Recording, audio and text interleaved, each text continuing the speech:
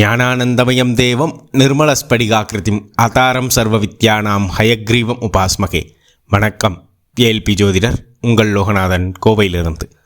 அட்சய இலக்கண பத்ததி ஜோதிட முறையில் இந்த வீடியோவில் நம்ம பார்க்கக்கூடிய நிகழ்வானது, ஒரு ஜாதகர் நம்மகிட்ட சொல்கிறார், சார் நான் 33 வயதில் இருக்கும் பொழுது அந்த காலகட்டத்தில் கம்பெனியில் வேலை பார்த்துட்டு இருந்தேன். அங்கே எனக்கு ஆட்குறைப்பு நடவடிக்கையெல்லாம் போயிட்டு இருந்தது காட்டு எனக்கு பயமாக இருந்தது, என்ன ஆகுமோ அப்படின்ற மாதிரி. ஆனால் கொஞ்சம் காலம் கழித்து பார்த்தா எனக்கு வெளிநாட்டில் வேலை கிடச்சிருச்சு அப்படின்ற மாதிரி சொன்னார். இவர் சொன்ன நிகழ்வை அவர் ஜாதகத்தில் நம்ம ஆய்வு செஞ்சு பார்த்தோம், எப்படி இருக்குது அப்படின்றது. அதை அட்சய இலக்கண பத்ததி ஜோதிட முறையில் பார்க்கும்பொழுது நமக்கு எளிமையாகவே ஆய்வு செய்ய முடிஞ்சது, துல்லியமாகவும் இருந்தது. ஜாதகர் பிறந்தது விருச்சிக லக்னம், 33 வயதிற்குரிய அட்சய லக்னமாக வந்தது மீன அட்சய லக்னம்.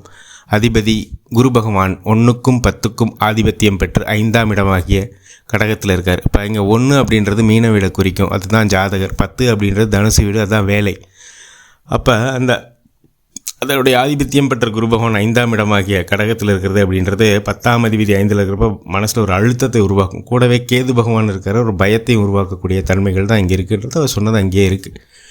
அடுத்து குரு பகவான் பூரட்டாதி முடிஞ்சு உத்திரட்டாதி நட்சத்திரம் இயங்கக்கூடிய காலகட்டங்களில் சனி பகவான் அதிபதி, உத்திரட்டாதிக்கு அதிபதி சனி பகவான், அவர் மீன வீட்டுக்கு 11, 12ஆம் இடத்துக்குரியவர். அப்போ லாபம், வெளிநாடு அப்படின்ற பாவகங்களை இயக்கக்கூடியவர் சனி பகவான். அந்த சனி பகவான் இவருடைய ஜாதகத்தில் 11ஆம் இடமாகிய மகரத்தில் இருக்கிறது அப்படின்றது, இவர் இந்த லாபத்துக்காகவே வெளிநாடு போகக்கூடிய தன்மைகள் இருக்கான இவருடைய ஜாதகத்திற்கு. அப்போ கூடவே ராகு பகவான் அப்படின்ற கிரகத்தோடையும் சேர்ந்துருக்கார்.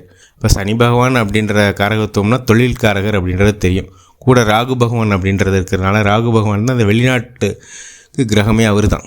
அப்போ அவர் அந்த இடத்துல 11ஆம் இடத்துல சனி பகவான் ராகு பகவானோட சேர்ந்து இருக்கிறது ஒரு சாதகமான இருக்கக்கூடிய தன்மை தான் வெளிநாட்டில். கூடவே அந்த சனி பகவான் தன்னுடைய 3ஆம் பார்வையாக ஜாதகராக லக்னத்தையும் பார்க்குறாரு, தன்னுடைய 7ஆம் பார்வையாக குரு பகவான் 10ஆம் அதிபதியும் பார்க்கக்கூடிய இது விசேஷமாக இருக்குது. இவருக்கு வெளிநாட்டு வேலைன்றது இங்கே சாதகமாக இருக்குதுன்னு தெரியுது.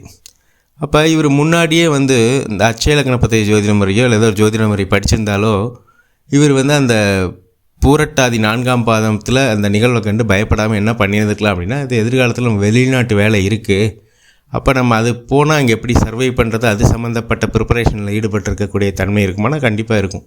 நம்ம அது தெரியாமல் அந்த பயந்து அந்த காலத்தை வீணடிச்சிடறோம். அப்போ நம்ம ஒவ்வொரு காலகட்டத்திலையும் அடுத்து எப்படி இருக்குன்னு பார்த்து அதுக்கான ப்ரிப்பரேஷன் பண்ணக்கூடிய நிகழ்வு எது சொல்லணும்னா ஜோதிடம் மட்டும்தான் நமக்கு சொல்லிக் கொடுக்கும்.